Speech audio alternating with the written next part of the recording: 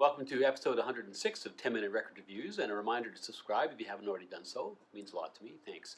Today I'm going to talk about U2's debut album from 1980, Boy. And I have here the first Canadian pressing of this, which of course has a North American cover. It does not have the classic photograph of Peter Rowan, the 7-year-old brother of a friend of Bono's, which I'll show you here in this photograph. The North American cover was designed by Island because they were worried that the Boy photograph was going to be seen as somehow promoting pedophilia. Anyway, this is a photograph of the 4 band members, which the design team scanned, photocopied, and then touched up with a black felt tip marker to achieve this particular effect. I am of the belief that there are basically 3 ages of U2, and I realize this is a distinct perspective. Some people are going to disagree with this. The first period is from their origins and their first release from, say, 1979 to 1983. That takes you through Boy, October, and War. In this time, they're pursuing a lot of themes around the transition from adolescence to adulthood, spirituality, a growing consciousness of the world, and so on.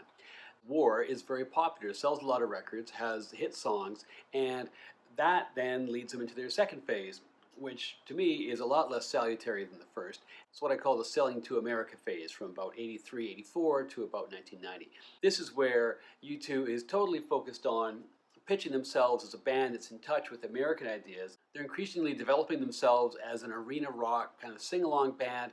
This culminates in The Joshua Tree, which is a huge selling album. It is, to my ears, very arid and lacking almost all of the intimacy and immediacy and personality that the earlier records had. And then they really go off the rails and they're cutting songs with B.B. King, and it's not even a recognizable band from what they were early on. It's not that bands shouldn't evolve, it's just that whatever mojo they had, they really lost, and they kind of became, to my ears, a bit of a shadow of themselves. To their credit, I think they actually realized this, perhaps aided by the emergence of grunge, which swept away all the musical trends of the 1980s, certainly in white rock and roll.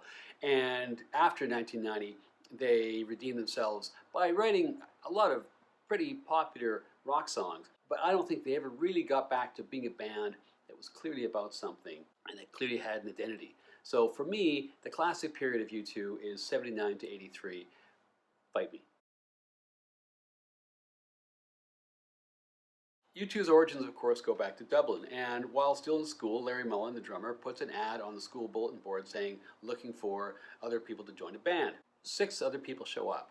The 2 Evans brothers, Dave and Dick. Dave, of course, is the Edge. Dick is his older brother. Both of them are guitarists.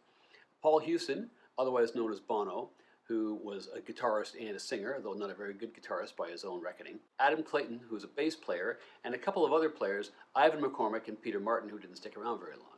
They settled on the name Feedback for the band, and they started off playing covers. Like a lot of musicians at the time, they were influenced by early punk acts like The Jam and The Clash and the Sex Pistols, but also subsequently very heavily influenced by Joy Division. By early 77, they'd started picking up paid gigs around Dublin, changing their names from Feedback to The Hype, and then subsequently to U2, a name which they liked because there were at least 2 and possibly more meanings, and the ambiguity of it kind of appealed. At this time, there were still 5 people in the band because the Edge's brother, Dick Evans, was still playing guitar. He was a little older than the rest of the group, and he was going to college. He had some other kinds of interests, and by basically mutual agreement, they decided to part ways with him. So at the last official Hype concert, Dick Evans walks off stage, and then the 4 members continued from that point on as U2. Through 77, 78, and 79, they built their following across Ireland, touring and growing a fan base. Their following really began to peak in the spring and summer of 1979 when they played a series of now famous gigs at Dublin's Dandelion Market. They ended up putting out a couple of singles, at least an EP and a single, over the winter of 79-80 on CBS Records, but had not landed a major deal yet. Their break came in February 1980 when they booked an arena which was actually larger than they had typically been filling, which was a bit of a risk, but they managed to fill it with 2,000 people. A guy called Bill Stewart, who was an A&R guy for Island Records, was there, loved the show, and they got signed to Island Records in the spring of 1980. So this album, Boy, is recorded at Windmill Studios in Dublin in the late summer of 1980. Originally, the producer was supposed to be a guy called Martin Hannett, who famously, of course, was the key producer behind the sound of Factory Records, which of course was the label that Joy Division played on. Unfortunately, the guys in U2 didn't really like Martin Hannett. He'd worked on one of their singles with CBS. They hadn't got along, and so Island decides to bring in a different producer, a guy called Steve Lillywhite. Lillywhite, who worked with a bunch of other post-punk bands of some renown, including, of course, Susie and the Banshees. He comes in. Initially, they produce a single in the summer of 1980, A Day Without Me, which strangely doesn't chart, which I find mind-blowing that it doesn't chart. But in any event, they keep going and they go into the studio in July.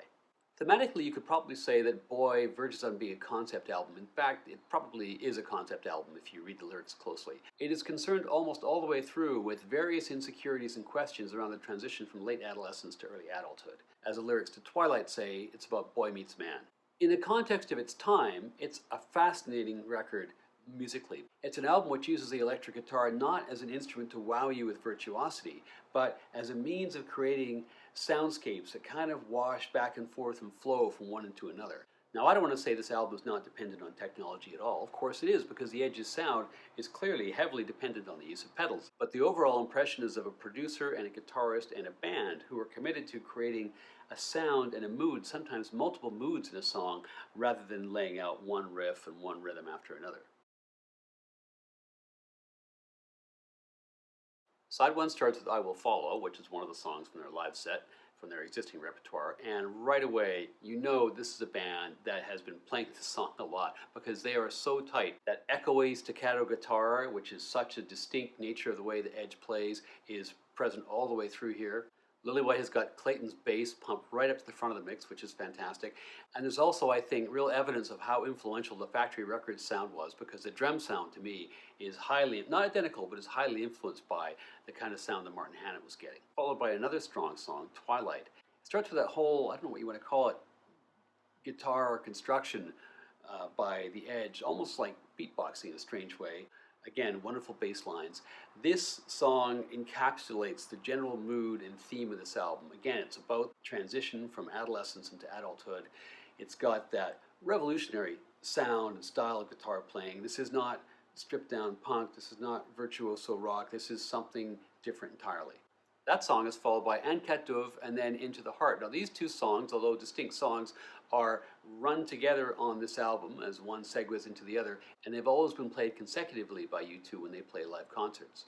This is a bit of a change of focus because it's about a girlfriend of Bono's, and it's also basically about sex. The thinly disguised lyrics are about a cat playing with a bird that it's caught and so on. It's got a great spooky riff, and the way that it ascends into the solo and the outro I think is just great. The final track on side one is Out of Control, which is a fantastic tune. It's also a bit paradoxical because listening to the music on its own, you get a sense of, for me anyway, exaltation, an absolutely triumphant, welling kind of a song.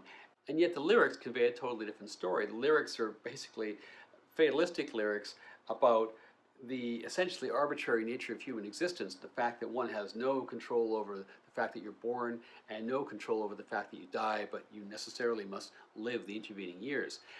So again, not necessarily something over which to exult, but that contrast I think is really interesting, and the song is just a great rock song.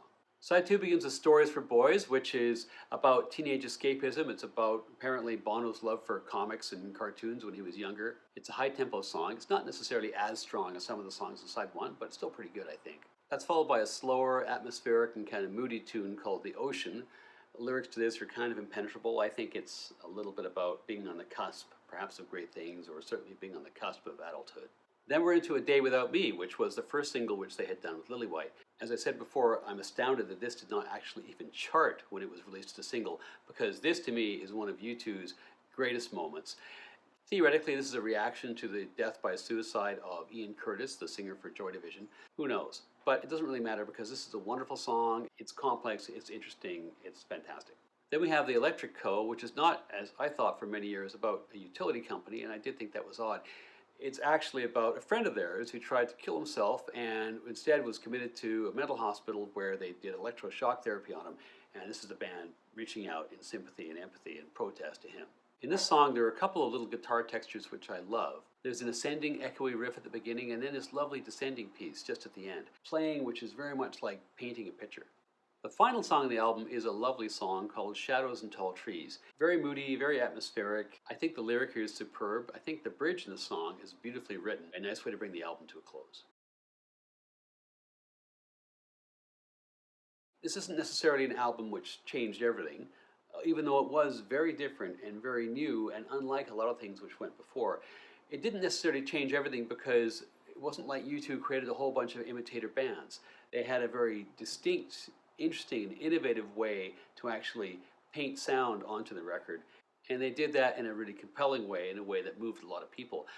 To me, this is their equal best album alongside War. It doesn't necessarily have the quality of songwriting. What it does have is a freshness and a difference and innovation and an innocence and an intimacy which they would not replicate, and they certainly wouldn't replicate after 1983, and very few other bands were actually capable of delivering. So for me, this is 4.5 stars out of 5.